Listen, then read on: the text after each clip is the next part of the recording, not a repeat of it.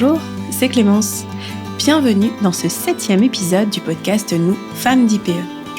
Être fière de qui nous sommes, femmes, francophones, insulaires, des femmes inspirantes qui prennent le pouvoir sur leur vie, qui se battent pour leurs droits et qui surpassent leurs rêves.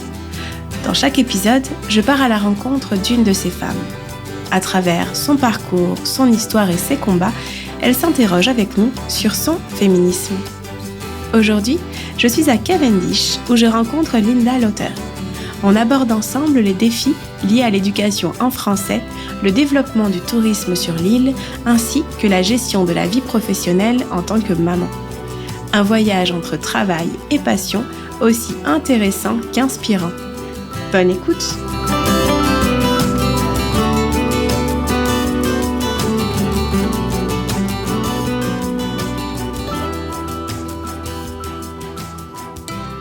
Bonjour Linda. Bonjour Clémence.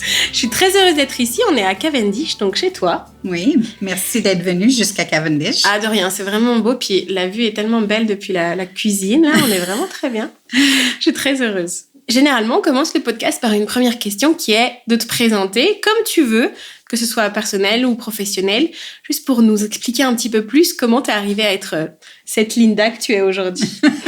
Je m'appelle Linda Lauter. Mon nom, ça, c'est mon nom de mariée. J'étais Linda Maigrat et les gens me demandent souvent comment ça se fait que je parle français, étant donné que j'ai deux noms qui sont pas mal anglais. Alors, voici un peu mon héritage. Je suis née d'une dame qui s'appelait Emma et qui était une galant de la région de Saint-Philippe à l'île du Prince-Édouard. Et elle a marié Robert Maigrat, qui était un Acadien de racines irlandaises de la région de Tracadie au Nouveau-Brunswick. Et les deux, quand ils se sont installés à Montréal, ont décidé d'avoir des enfants et je suis née à Montréal. Donc, j'ai des racines acadiennes, j'ai des racines québécoises. Et souvent, les gens me demandent, est-ce que tu es acadienne? Est-ce que tu es québécoise? Est-ce que tu es canadienne-française? Et moi, je dis toujours aux gens, je suis un mess, qui est une combinaison de tout. Et j'espère que j'ai pris les forces et les qualités de chacun de ces groupes. Ah, certainement. Oui, alors, j'ai habité à Montréal jusqu'à temps que j'ai l'âge de 16 ans. Et c'était pendant la crise du FLQ au Québec et mes parents ont décidé qu'ils voulaient retourner habiter où ils avaient de la famille, donc soit au Nouveau-Brunswick à l'île du Prince-Édouard. Et à l'âge de 15 ans, j'avais pas grande influence, mais j'avais quand même une certaine influence et j'avais passé des vacances à l'île du Prince-Édouard pendant l'été à plusieurs reprises et j'adorais l'île. Alors j'ai dit, s'il faut que je quitte mes amis, j'aimerais mieux déménager à l'île du Prince-Édouard. Alors, on est arrivé ici en 71. OK. Et j'avais fini mon secondaire et puis il n'y avait pas d'université ou de collège francophone à l'époque à l'île du Prince-Édouard. Et j'ai décidé d'aller à UPEI et de faire mon bac. J'ai fait un bac SR. Je ne savais pas trop quoi faire de ma vie à cette époque. Et puis, j'ai décidé de voir si je pouvais enseigner le français. Et j'étais dans ma 3e année du bac, qui est un programme de 4 ans. Et puis, à la fin de la 3e année, je suis allée voir le DG de la commission scolaire qui était la plus proche de chez moi, à Charlottetown. Et puis, je lui ai demandé si je pouvais enseigner. Et puis, il m'a informé que je ne pouvais pas m'enseigner parce que je n'avais pas de bac en éducation et que je devais finir mes études, mais par contre, je pouvais faire de la suppléance. Donc, j'ai fait de la suppléance jusqu'à la fin de ma 3e année à l'université et j'ai commencé ma 4e année à l'université et puis la commission scolaire m'a téléphoné à peu près 2-3 semaines à l'intérieur du mois de septembre. Puis, on m'a demandé si je voulais enseigner. Mais j'ai dit, vous m'avez dit que je ne pouvais pas enseigner. Puis, ils ne trouvaient pas d'enseignant pour une petite école de campagne ici, pas loin de chez moi. Alors, ils m'ont demandé si mon horaire universitaire me permettait d'enseigner, de trouver du temps.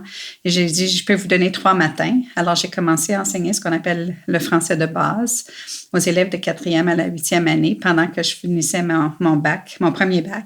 Donc, tu étais très jeune. J'avais 18 ans. Ah oui, tu avais peut-être 3 ou 4 ans de moins que tes élèves. Enfin, oui, un petit peu plus peut-être, mais pas beaucoup. Plus, oui, à peu près. Okay. Je pense que j'avais 18-19 ans. Et puis, en plus de ça, je vais revenir en arrière dans quelques minutes. minutes, mais j'étais mariée et j'avais un enfant. Ah oui! Ouais. Alors, je vais revenir à cette situation-là, mais j'ai commencé mon bac en éducation l'année suivante et la commission scolaire m'a gardée aussi pour continuer à faire de la suppléance et après ça, je suis rentrée en enseignement. Alors, pour revenir au mariage, quand je suis déménagée à l'île du Prince-Édouard, j'ai travaillé comme tout le monde travaille l'été ici. Si on peut respirer, on travaille. Alors, j'ai obtenu un poste à la maison Green Gables, au Pignon Vert, comme guide bilingue. Et puis, ici à Cavendish, j'avais que 17 ans. Et puis, j'ai habité ici dans un terrain de camping pendant l'été. J'ai rencontré mon mari. Et je n'ai jamais quitté Cavendish depuis. Ouais. Alors, tu es arrivée, tu avais 16 ans? J'avais 16 ans. Oui. Donc, et tu es restée ici? Je suis restée ici. Mes parents ont déménagé à Souris pour une entreprise que mon père a pris en main. Mais moi, étant donné que j'étudiais à l'université, je ne voulais pas conduire à tous les jours à partir de Souris. Alors, je suis restée à Charlottetown, mais j'ai rencontré mon mari. Puis, finalement, on s'est mariés. Puis, j'ai eu un enfant très jeune pendant que je faisais mes études universitaires. Alors, ça, c'était un peu mon trajet professionnel et personnel. Et puis, quand je suis rentrée en éducation, j'ai enseigné pendant 10 ans et puis j'ai eu d'autres postes après. Et puis, l'autre côté de ma vie professionnelle, étant donné que j'habitais à Cavendish, mon mari avait à l'époque, avec sa famille, un garage ici. Nous étions en tourisme. Même si c'était un garage, une station-service avec mécaniciens et essence, on pense pas à ça comme une entreprise touristique, mais 98% des revenus venaient des touristes. OK. Alors, c'était vraiment une entreprise touristique ici, à Cavendish. Et puis, alors, j'ai comme 2 vies professionnelles, en tourisme puis en éducation. Ça veut dire aussi que tes années, par exemple, une année typique, tu avais des pics un petit peu d'occupation, parce que j'imagine que pendant l'été, c'est là où tu avais plus de travail avec le garage. C'est ça. Et puis après, tu avais l'enseignement pendant l'année. Donc, c'était comme un rythme de vie un petit peu différent suivant les saisons. Exactement. Pendant l'hiver, je voyageais aux écoles où j'enseignais, puis je m'occupais pas du tout du garage. Et puis l'été, c'était comme on dit en anglais, all hands on deck. Nous étions environ 15 employés au garage. Parce que dans ce temps-là, c'était pas de libre service. Fallait remplir l'essence dans les voitures. Alors, nous avions environ 10 personnes juste pour ça. 2 mécaniciens. Et ma belle-sœur et moi, on s'occupait de la réception. C'est pas vraiment une réception, là, mais quand les gens payaient, parce que même dans ce temps-là, on n'avait pas les machines pour les cartes à crédit, là. Il fallait que les gens rentrent pour mettre leur carte à crédit, puis payer. Puis la majorité des gens payaient avec de l'argent comptant. Puis on avait d'autres choses, là, comme des barres de chocolat, des cigarettes, et puis des trucs comme tous les garages ont. Alors, on travaillait là tout l'été, là. J'ai une question qui me vient, où je me dis, t'avais un enfant? Oui. Tu t'es mariée? Oui. Tu avais 2 travails. Oui. Comment tu gérais tout ça?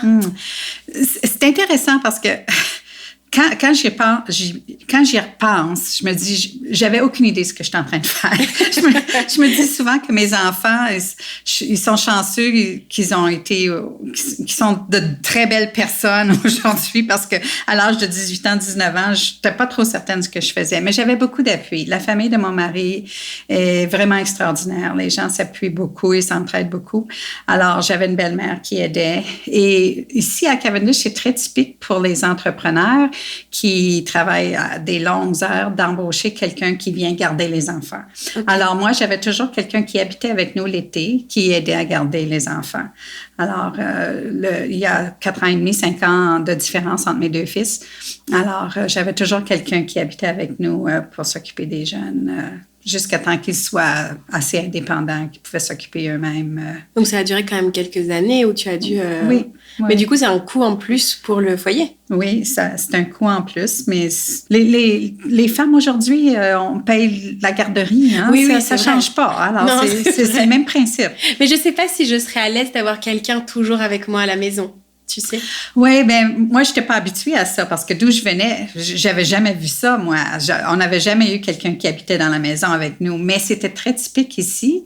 Alors, j'ai fait confiance, évidemment, à ma famille, puis les voisins, les autres entrepreneurs qui faisaient tous la même chose, qui embauchaient des jeunes, majoritairement des femmes. Mais j'ai eu un gars un été qui pouvait conduire, qui pouvait amener les enfants à la plage et s'occuper d'eux, faire les repas, puis faire ce qui avait besoin d'être fait.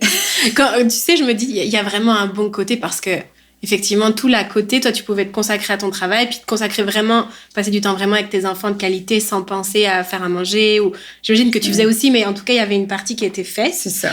Mais d'un autre côté, tu sais, ça te prend un peu de ton intimité familiale. Ah oui, oui. Puis, mais de toute façon, l'été ici, c'était tellement occupé qu'on n'avait pas le temps vraiment d'avoir d'intimité familiale. On travaillait des heures de fou. Ça m'inquiétait pas, j'y pensais pas. Tu fais ce que tu as besoin de faire quand tu es dans une situation. Alors, ouais. Et avec le recul, tu te dirais que tu travaillais beaucoup à cette époque-là? Oh oui. Puis, je viens de deux familles. Ma famille et la famille de mon mari, ce sont des gens qui travaillent, qui n'ont pas peur du travail, presque trop, là. Oui, on a beaucoup travaillé. Puis même dans ma propre carrière, quand j'ai quitté l'enseignement pour aller dans l'administration, je suis allée comme coordonnatrice des programmes en français dans une commission scolaire. Et après ça, je suis allée au ministère de l'Éducation comme conseillère pédagogique. Et après ça, j'ai pris le poste de direction des programmes en français au ministère. Et après ça, j'ai été la directrice supérieure au ministère de l'Éducation, qui est devenue... C'est pas mal pour quelqu'un qui ne devait pas enseigner au début. Oui, c'est plutôt bien. Oui, je pensais être missionnaire en Afrique, mais ça, c'est une autre histoire. Puis finalement, j'ai fini ma carrière en éducation comme sous-ministre adjointe en éducation. Et dans ces postes d'administration-là, que ce soit comme sous-ministre adjointe ou comme coordonnatrice des programmes, on mettait des heures de fou, puis... Moi, j'arrivais au bureau très souvent à 7h, 7h30 le matin, puis je partais très tard le soir. Puis moi, je crois beaucoup, quand on a un poste où on a un peu de pouvoir, où on a un peu de leadership, qu'il faut aussi s'intégrer un peu à la communauté. Alors, moi, je participais beaucoup à des réunions annuelles, par exemple, de rencontres parents-maîtres ou de la Fédération de parents, les commissions scolaires. Alors, j'avais souvent des réunions le soir aussi. Alors, oui, on a beaucoup travaillé, mais mes enfants sont un peu pareils. Les chats ne font pas les chiens, on dit. Ah, c'est ça. Mais oui, c'est normal, ils ont l'accent. Alors, ça, c'est un peu mon cheminement de ce côté-là. Puis, du côté tourisme, on a vendu le garage en 1992. Mais juste avant de faire ça, on avait acheté cette terre où on est situé maintenant. Et puis, on avait commencé à construire des chalets. Et puis, on a ajouté des chalets à chaque année. Puis, on avait 22 chalets. Et on a géré cette compagnie-là pendant 32 ans. On a vendu les chalets il y a 8 ans parce qu'on commençait à penser à la retraite un peu. Et puis, on a aussi eu un terrain de camping. Mon fils a ouvert 2-3 restos, des crèmeries où on vendait de la crème glacée. On a eu beaucoup d'entreprises dans la communauté. Et puis, finalement, il nous en reste qu'une entreprise et c'est un lave-auto que vous avez sûrement vu en route. Et puis, quand j'ai pris ma retraite du gouvernement, j'ai décidé de commencer ma propre entreprise pour de la consultation. Alors, ça s'appelle The Lowther Group, le groupe Lowther. Et puis, je travaille et en éducation et en tourisme. Ah, comme ça, tu cumules les deux casquettes. C'est ça. Les gens disent, mais c'est pas relié. Mais moi, je dis oui, c'est relié parce qu'en tourisme et en éducation, on veut essayer de plaire ou de satisfaire les besoins de la personne au bout de la ligne. Alors, pour le touriste ou pour l'enfant. Alors, c'est intéressant. Alors, moi, c'est comme ça que je fais le lien. Ah, c'est très intéressant. Ouais. J'avais envie de rebondir sur deux choses, mais je vais en choisir une. Du coup, le tourisme ici sur l'île, j'imagine que toi, tu as vu aussi l'évolution, parce que des années 70 jusqu'à maintenant, il y a quand même un gros changement, j'imagine. Enfin, moi, je suis nouvelle sur l'île, donc c'est difficile à dire, mais j'imagine que c'est pas le même tourisme qu'il y avait dans les années 70 et maintenant. Ça a beaucoup changé, oui. Premièrement, la saison s'est allongée.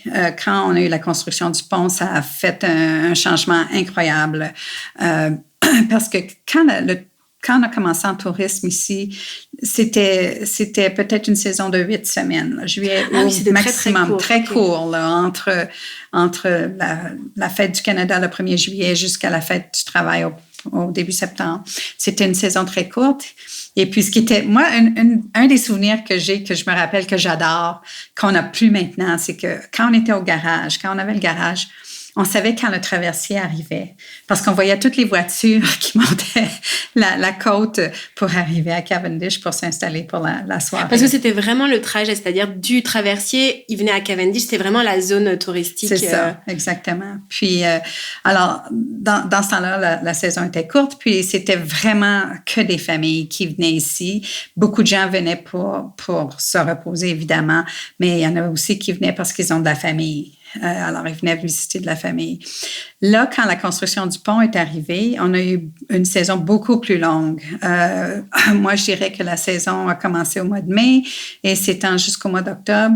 Et ça a aidé aux petites entreprises à avoir un peu plus de revenus, mais ça a aussi apporté des défis, dans le sens que les employés qu'on avait au début, c'était des gens qui travaillaient comme les 8 semaines. Puis il y avait beaucoup d'étudiants, mais les étudiants retournent aux études en septembre. Alors, c'est devenu très difficile de trouver des employés dans la basse saison, par exemple, pour remplir les postes. Ça, c'est une des choses qui a changé. Une autre chose qui a beaucoup changé, c'est que les clients qui viennent au printemps et à l'automne sont très différents de ceux qui viennent l'été. Alors, l'été, c'est surtout les familles dans notre communauté, mais au printemps puis à l'automne, c'est beaucoup des couples, des personnes plus âgées ou des joueurs de golf. Il y a beaucoup de gens qui viennent pour jouer au golf. Alors, la façon qu'on fait le marketing de nos entreprises ici, c'est très différent dans les différentes saisons. Puis ce qui a beaucoup changé, c'est dans ce temps-là, les gens réservaient soit par écrit avec une lettre ou par téléphone. Du coup, c'était beaucoup plus long. Oui, et les gens demandaient toujours des brochures. Il fallait toujours imprimer des brochures parce qu'ils nous envoyaient des lettres, ils demandaient une brochure, puis là, ils nous téléphonaient. J'imagine même pas ça aujourd'hui. Oui, c'est que ça a complètement changé. Et puis là, Internet est arrivé, les gens, ça a changé, fallait répondre par courriel, fallait avoir un site web. Ça n'existait pas des sites web dans les années 70.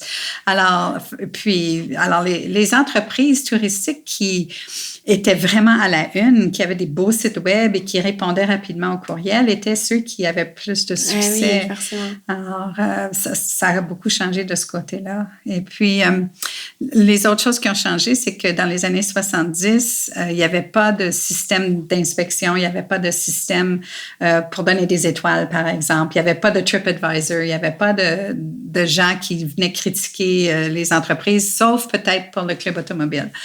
Et puis, là, il fallait faire inspecter, il fallait voir combien d'étoiles on avait, faire le marketing autour de ça, puis essayer de toujours améliorer son entreprise. Puis ça, pour moi, c'était bien. Même si c'était plus de travail, ça coûtait plus cher, ça a vraiment aidé à améliorer la qualité des produits qu'on avait à l'île. Ça n'a pas été un stress pour toi d'avoir... en fait, je pense surtout aux avis, aux étoiles. Tu sais, on entend souvent dans les entreprises que ça peut être un stress parce qu'il y a des gens des fois, qui ne viennent même pas ou qui ont juste envie de descendre un peu la concurrence et donc qui mettent peu d'étoiles. Et ça, c'était pas un stress en plus? C'est un peu un stress, mais moi, je fais des ateliers avec la province m'a embauchée pendant 5-6 ans pour faire des ateliers avec des nouvelles entreprises qui ont des hébergements. Puis justement, c'est quelque chose qui les inquiète beaucoup. Puis moi, je leur dis, écoutez, il faut faire confiance à nos clients. Quand les clients lisent les avis que les autres clients ont écrits au sujet de l'entreprise, en général, si la majorité des avis sont positifs, le client est assez intelligent pour savoir que la personne qui a écrit quelque chose de négatif a eu une mauvaise journée ou c'est son style. Par contre, je leur dis, si la majorité des avis sont négatifs, le problème, c'est pas le client. Le problème, c'est toi, c'est ton entreprise, puis tu as besoin de faire des changements. C'est le message que je donne souvent à des nouvelles entreprises quand je travaille avec eux, que oui, tu regardes ça, mais panique pas, prends pas de stress. Si la majorité des avis sont positifs, tu n'as pas besoin de t'inquiéter. Puis je leur dis aussi, si vous avez un avis qui est négatif, de respirer, pas répondre tout de suite. Prenez le temps, 24 heures, 48 heures pour déstresser, puis pas y penser. Puis, si vous allez répondre, parce que moi, je crois qu'on répond à tout le monde ou on répond à personne. Oui. Il ne faut pas choisir ici et là. Alors, si vous êtes le genre de personne qui répond, de trouver une façon de toujours être positif. Alors, vous vous excusez de la mauvaise expérience que la personne a eue, puis vous leur demandez de vous contacter personnellement. Et puis là, il n'y a plus de disputes et de discussions sur le site. Moi, ça ne me stresse pas du tout. Okay.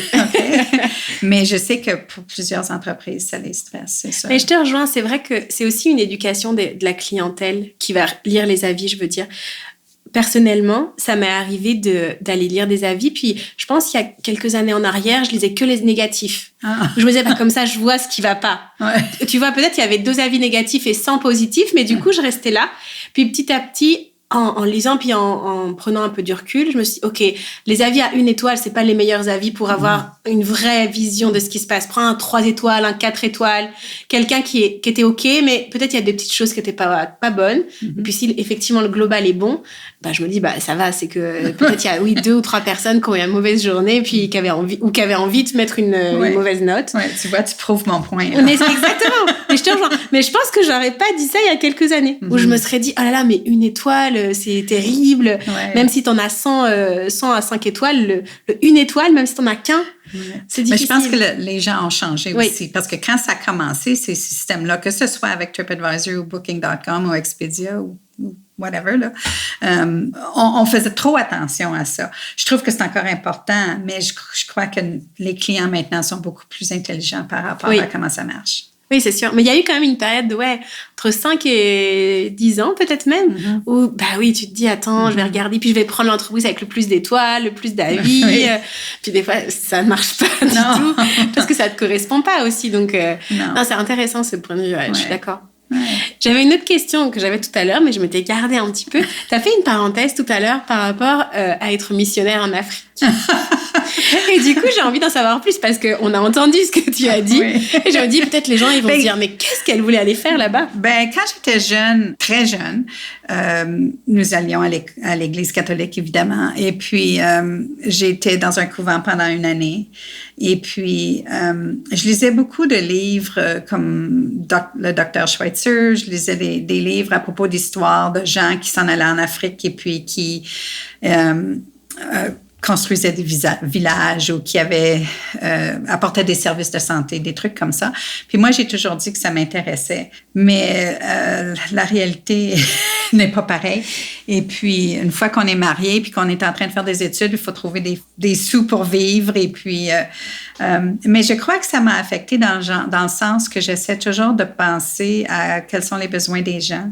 Puis, comme je te disais, quand je rejoins l'éducation et le tourisme, ça revient à ça. C'est quoi les besoins des gens au bout de la ligne? C'est quoi qu'ils ont besoin? Comment est-ce qu'on peut les servir? Puis, non, je ne suis pas missionnaire en Afrique. Puis, je suis très contente de ma vie. T'es missionnaire à PI, c'est pas mal aussi. Peut-être. Mais je suis très contente de ma vie. Là, je ne me plains pas du tout. Mais je pense que c'est resté avec moi. Ah, mais c'est intéressant. Puis c'est vrai que quand tu n'es pas forcément dans cet environnement où tu vois des gens nécessiteux, c'est plus facile de voir par rapport aux médias, par rapport aux livres, de dire tiens, là-bas, ils ont besoin, donc je vais aller là-bas. Mm-hmm. Puis après, quand tu te déplaces, tu dis finalement, même là où je suis, déjà dans mon environnement très proche, il y a déjà beaucoup à faire. Oui, exactement. Donc, c'est bien ici aussi. C'est plus froid. Oui, c'est plus froid. La météo n'est pas la même, les problèmes ne sont pas les mêmes, mais... Oui, les moustiques sont moins dangereux. Oui, c'est vrai. Quoique... Oui, c'est ça, on ne sait jamais. Écoute, je vais passer à la prochaine question. On a beaucoup parlé de ton parcours, mais est-ce que tu dirais qu'il y a des moments vraiment marquants qui ont été un peu comme des étapes, tu vois, où tu dis après ça, j'étais plus vraiment pareil, puis ça m'a fait grandir? Ouais. À part des mariages et des enfants, il y a quelques petits trucs. Quand j'ai fait ma maîtrise en éducation, puis j'y pensais pas à l'époque, mais quand j'ai fini, puis mon père m'a dit, premièrement, j'étais la première à avoir une maîtrise dans la grande famille. Mon père m'a dit quelque chose qui m'a vraiment frappée. Il m'a dit, est-ce que tu penses que tu as assez étudié maintenant? Est-ce que tu en sais assez? Puis ça m'a beaucoup marqué dans le sens que il y a tellement de gens qui comprennent pas qu'on peut toujours apprendre à tous les jours. Et puis, ça m'a vraiment, vraiment marqué parce que j'ai eu tellement d'occasions en éducation de parler à des gens qui n'ont rien à faire avec l'éducation pour leur expliquer qu'on peut apprendre des choses à tous les jours. Et puis, pour moi, ça m'a vraiment, vraiment frappée. C'est un moment qui m'a vraiment touchée. Et puis, est-ce que tu dirais que c'est quelque chose d'assez générationnel? Enfin, je pense que je dis ça de mon point de vue personnel, où tu vois, dans ma famille, peut-être mes parents ou mes grands-parents, t'apprends un métier, puis après, tu fais ce métier, quoi. Il y a même plus de questions. T'apprends toujours un peu dans ton métier, mais tu te spécialises, mais t'as plus besoin d'aller chercher d'autres choses. Et c'est vrai que personnellement, puis même, je vois notre génération, puis la génération qui arrive, qui a envie d'apprendre, puis qui a Google, donc c'est très, très facile de dire, bah tiens, je vais apprendre certaines choses, que, bah voilà, on est plus dans l'envie d'apprendre parce qu'il y a plus de possibilités de le faire aussi. Oui, que nos parents. Oui, je pense que tu as raison, que c'est générationnel, mais c'est aussi, moi j'ai peur que ce soit aussi social. On voit ce qui se passe aux États-Unis, par exemple. C'est pas générationnel là, dans plusieurs cas. Il y a des communautés qui sont plutôt pauvres ou les communautés qui ne pensent pas que l'éducation c'est important et puis qui croient à toutes les théories qui ne sont pas vraies. Alors, je crois que oui, c'est générationnel, mais je crois que c'est aussi social dans certaines communautés, dans certains endroits. Ça te fait un peu peur, ça? Oui, ça me fait peur. Je peux rejoindre, tu sais, quand tu remets en question des choses fondamentales, mais que ce soit effectivement sur des savoirs, tu vois, la Terre est plate ou tout ça, mais aussi sur des acquis sociaux aussi, sur des droits qu'on a pu acquérir, puis qu'on se dit qu'ils sont remis en question souvent. Exactement. T'as l'impression que c'est jamais fini, la bataille, il faut toujours être derrière. On voit ce qui arrive aux femmes aux États-Unis, c'est vraiment incroyable, c'est vraiment. Puis moi, je crois que l'éducation, ça a beaucoup à faire avec ça. Je suis tout à fait d'accord, c'est sûr. Il y a beaucoup à faire. Nos enfants sont porteurs de tellement d'espoir. Oui. Peut-être trop, il faut faire attention, mais c'est vrai que c'est important de leur... Oui, puis même si on parle de la pandémie, par exemple, où il y avait encore beaucoup de gens qui ne croient pas à la science. Alors, en tout cas, pour moi, l'éducation, c'est tellement important.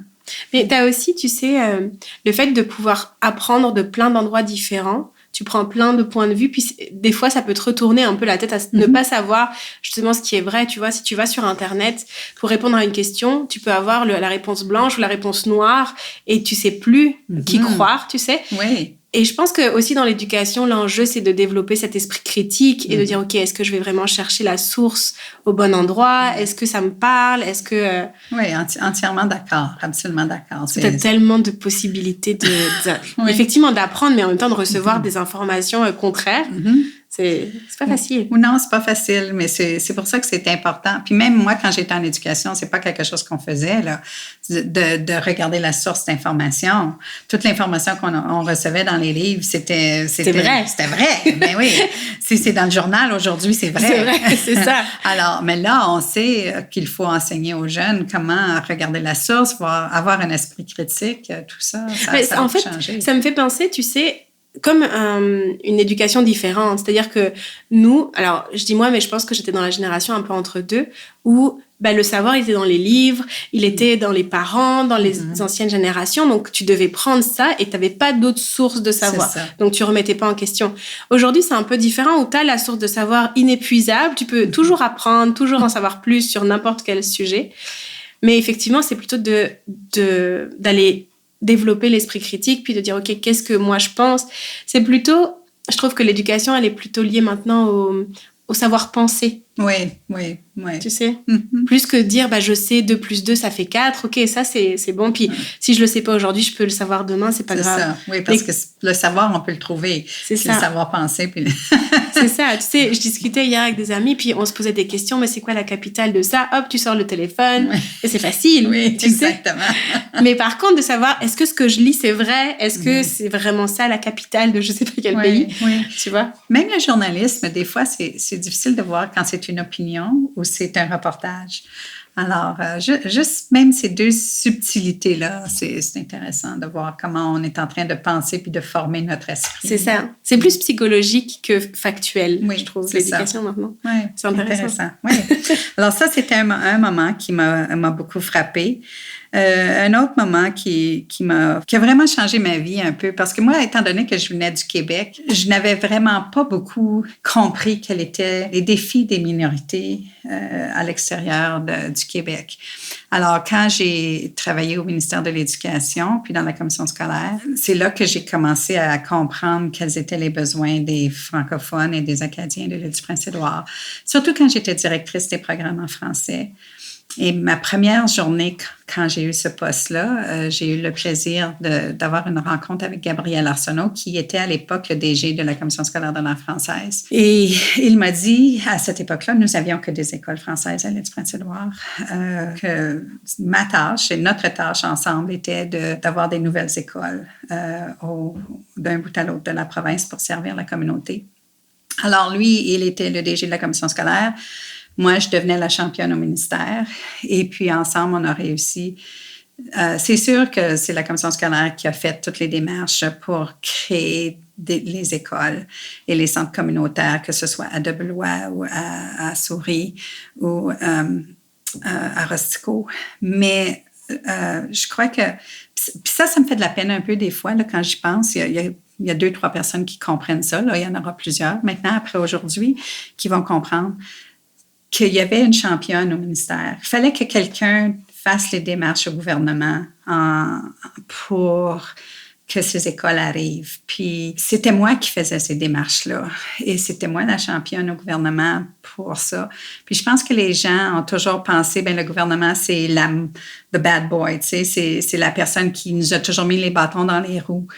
Je pense que ça aurait été pire s'il n'y avait pas quelqu'un qui parlait pour la communauté. Alors, en tout cas, moi, ça m'a beaucoup, beaucoup changé dans ma personnalité, comment comprendre quels étaient les besoins des communautés francophones. Puis, je recevais souvent des appels de parents que j'avais, par contre, comme si je les avais enseignés, par exemple, ou de parents que je connaissais, qui me disaient, est-ce que mon enfant devrait aller en immersion ou devrait aller dans une école française? Puis moi, c'était très clair dans ma tête qu'on avait des droits, que les enfants devaient aller à l'école française. Et puis, je crois que si ça avait été quelqu'un d'autre, peut-être que la réponse aurait été différente pour ces parents-là. Alors, ça a beaucoup changé ma vision des besoins de la communauté à l'île du Prince-Édouard. Alors ça, c'est quelque chose qui m'a beaucoup affectée. C'est intéressant parce que du coup, si je remets dans le contexte, toi, tu es arrivée au moment où, un peu vers la fin de l'assimilation, où les gens voulaient retrouver du français. C'est ça? Ben oui, pas mal. Puis même quand j'étais à l'université, j'y pensais pas, là, parce que j'étais à l'université anglaise, j'ai fait mes stages en immersion. Alors, puis même à l'école évangéline, à l'époque, on enseignait beaucoup des cours, comme les cours de sciences, on les enseignait en anglais, on les enseignait pas en français. Alors ça a changé après. Là. Moi, je suis rentrée en fonction dans cette période-là. Oui, donc je peux comprendre aussi les gens, tu sais, si je me fais l'avocat, de dire que le gouvernement, parce que pendant plusieurs années, plusieurs dizaines d'années même, il y a eu ce débat-là où le gouvernement ne mettait pas d'aide pour les francophones et pour les écoles francophones. Et donc, effectivement, je pense que ta place était vraiment clé, mais généralement, les gens généralisent sur le gouvernement fait ça. Même si toi, tu étais le petit point blanc dans le gros tache noire, j'imagine que pour eux, c'est plus facile de donner le mauvais rôle au gouvernement. Mais c'est sûr que si tu n'avais pas été là, enfin, en tout cas, s'il n'y avait pas eu une personne pour mettre ce petit point blanc dans ça n'aurait pas eu cet impact, c'est sûr.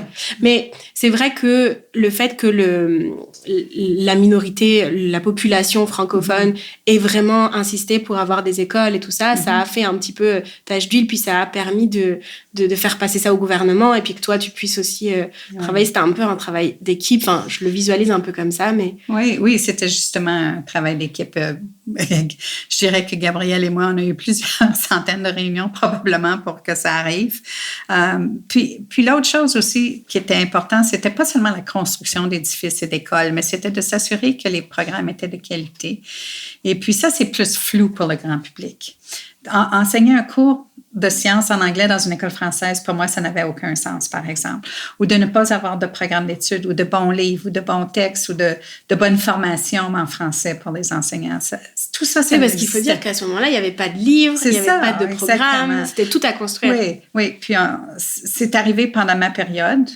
J'étais conseillère pédagogique et ensuite directrice. Et puis, il fallait choisir des livres. On travaillait avec les enseignants pour qu'ils fassent partie de comités pour choisir des textes, par exemple. Il y avait des enseignants en français à ce moment-là? Oui, il y en avait à l'école L'Évangéline et il y en avait à Charlottetown aussi. OK. Alors, puis à Charlottetown, quand l'école a commencé, il n'y avait qu'une demi-douzaine d'élèves, ou peut-être 8 ou 10, là, je ne me rappelle plus du nombre exact. Puis, évidemment, maintenant, c'est une grande école et puis il y a une force incroyable dans cette école-là. Mais tout le travail d'aller chercher les enfants et puis d'aller chercher les parents plutôt et puis de dire effectivement, parce que en tant que parent, je me dis l'immersion, ça peut être un peu entre deux. Alors, tu t'es ni jamais français, ni jamais anglais, mais ça te permet d'avoir les deux langues et puis de pouvoir te débrouiller dans une province qui est principalement anglophone, mais dans une famille peut-être qui est francophone. Donc, je peux comprendre, tu vois, qu'il y ait ce choix un peu de compromis.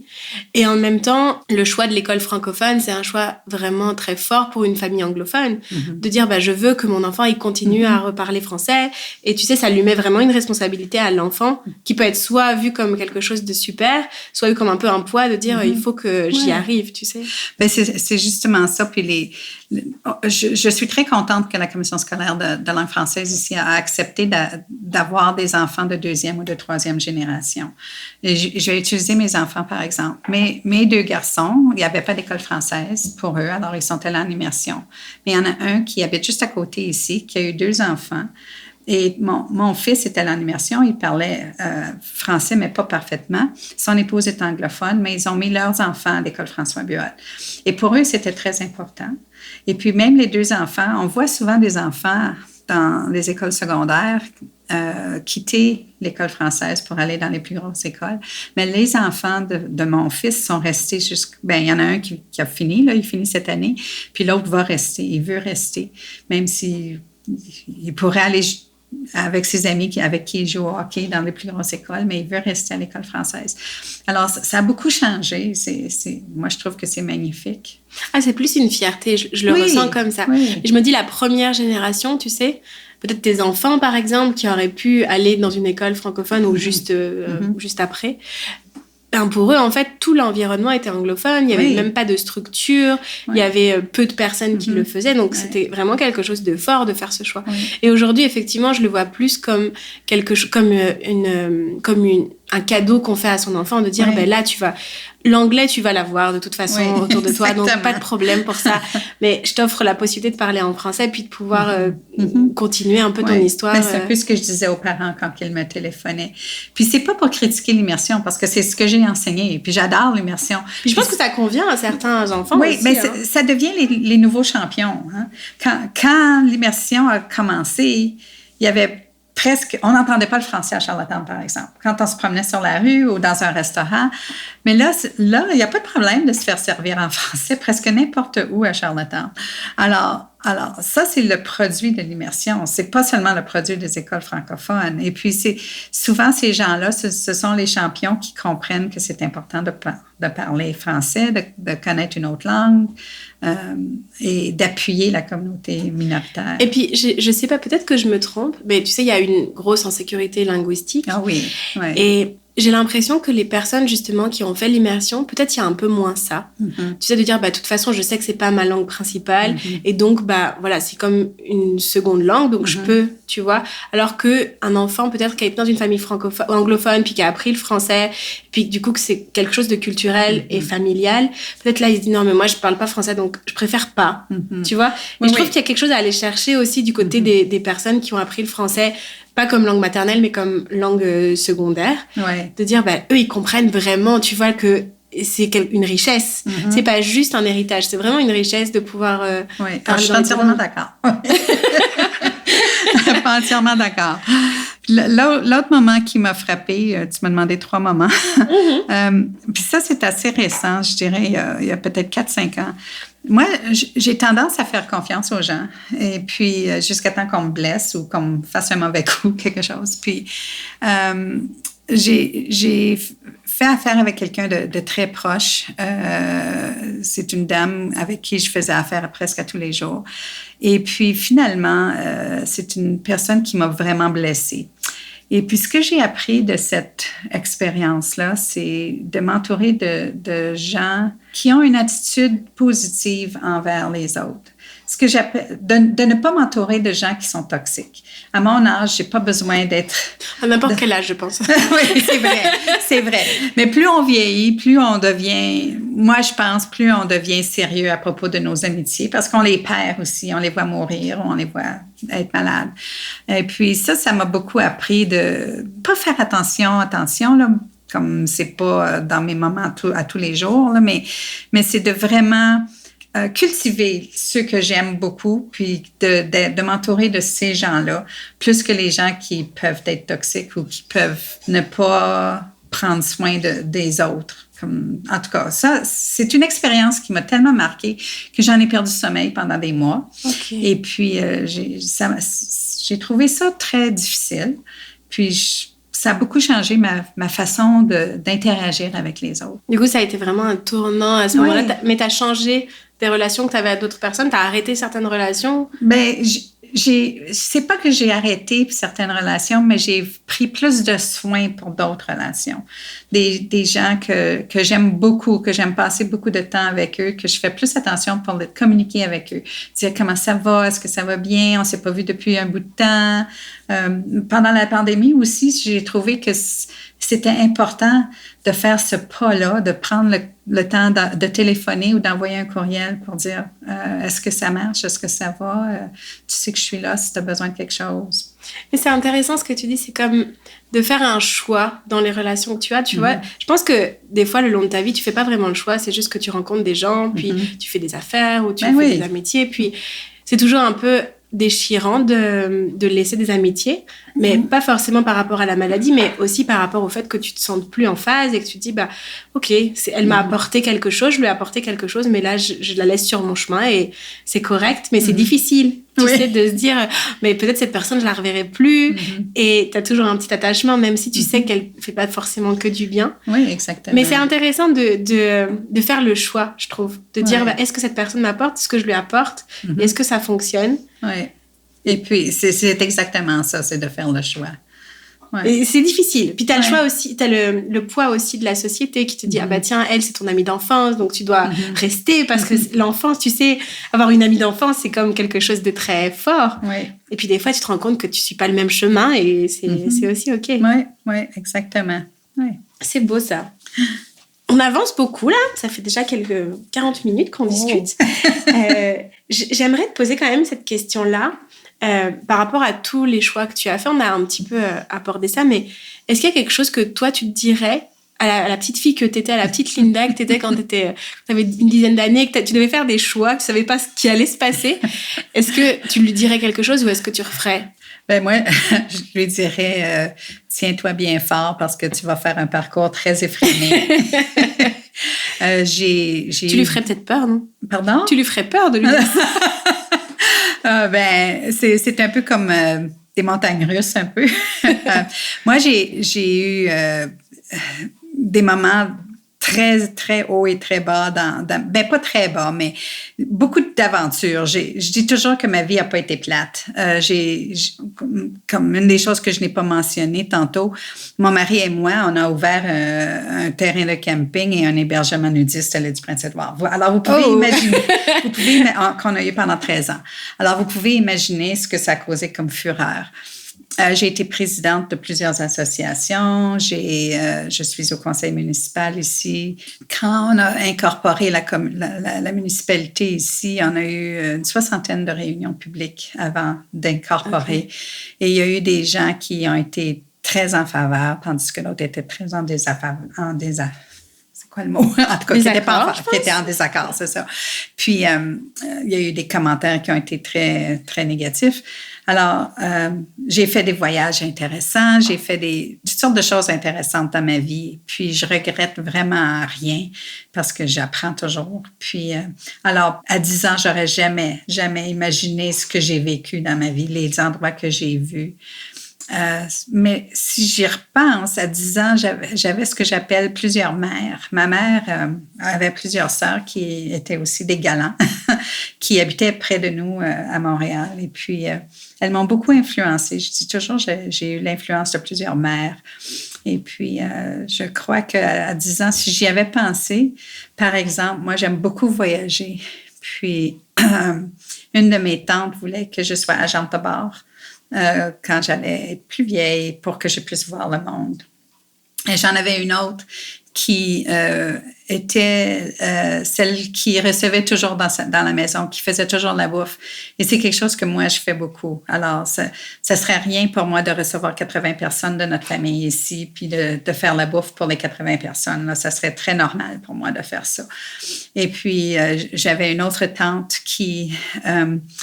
moi, je pense que je prends son cœur d'elle. C'était elle qui s'occupait toujours des enfants puis qui s'occupait de tout le monde pour s'assurer que tout le monde était bien.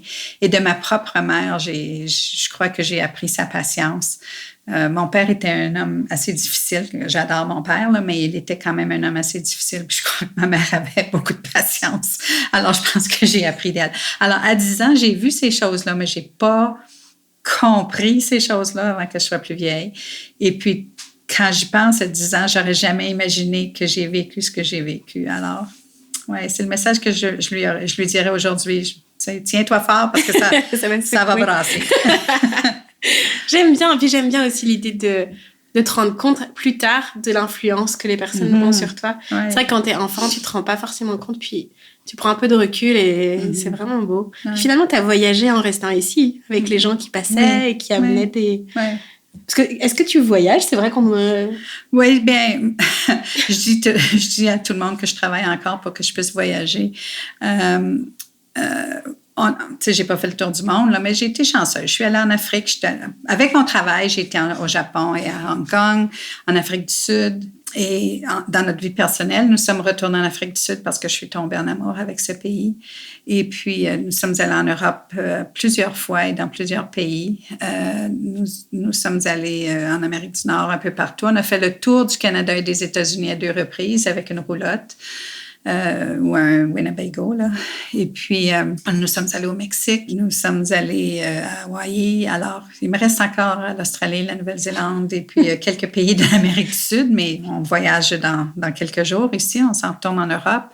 J'aime beaucoup voir le monde, j'aime comprendre d'autres cultures, j'aime voir comment les gens vivent. Je suis toujours curieuse. C'est beau, tu vois, finalement, tu voyages aussi. Oui, c'est ça. Oui. C'est vraiment fun. Et j'aimerais te poser... Je pense que ce sera peut-être une dernière question. Donc, le podcast est avec Action Femmes. Et j'aimerais te poser la question un petit peu concernant ton féminisme. Parce que, comment tu te considères féministe dans ta vie ou... Moi, j'ai toujours pensé que les femmes étaient aussi capables que les hommes et qu'on avait des qualités différentes et puis qu'on apportait des points de vue qui pouvaient... être différent autour d'une table et que c'était important d'avoir ces points de vue-là. Puis parce que j'ai commencé ma carrière en administration assez jeune, j'ai toujours été entourée d'hommes. Et j'ai été chanceuse que la majorité des hommes m'ont traité avec respect. La majorité du temps, mais j'ai eu quelques mauvaises expériences. Je vais vous en donner une, par exemple, où il y avait un poste à l'intérieur d'un organisme où je travaillais qui était disponible. J'avais postulé pour le poste. Je n'ai pas eu le poste. Nous étions 3 femmes qui avaient postulé pour le poste. Nous n'avons pas eu le poste. C'est un homme qui a eu le poste.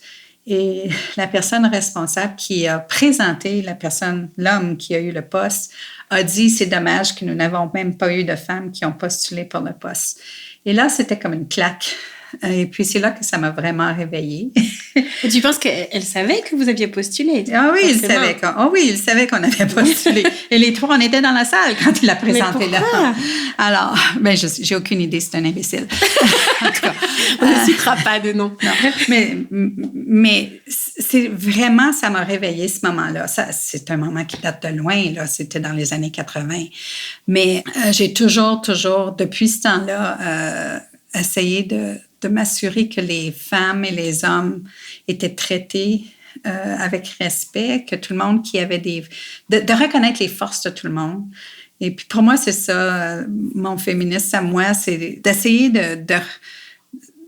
Puis moi, j'ai des gars. Hein. J'ai élevé 2 enfants qui sont des hommes. Et puis, c'est de s'assurer qu'ils comprennent aussi que c'est important de respecter les femmes.